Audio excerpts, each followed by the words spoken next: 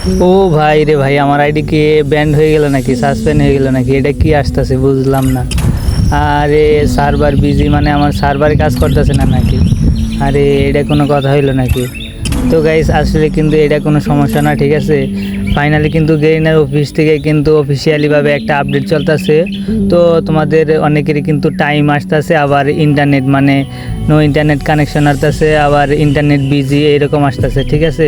তো ফাইনালি তোমরা চিন্তার কোনো কারণ নাই। তো কিছুক্ষণ পরে কিন্তু ছায়া দিব, হয়তো বা 6:30 বাজতেও পারে বা 6:15 এইরকমের মধ্যে তোমাদের সকলের আইডি ছায়া দিব, ঠিক আছে। তো ফাইনালি এটা নিয়ে কোনো টেনশন করার কোনো কারণ নাই।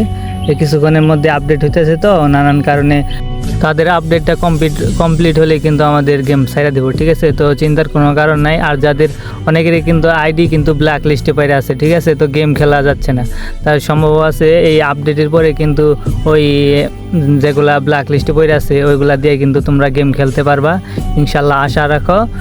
আর তোমরা যারা গেমে ঢুকতে পারতেছো না, চিন্তার কোনো কারণ নাই, ঠিক আছে। তো ইনশাল্লাহ আশা রাখো ঠিক হয়ে যাবে।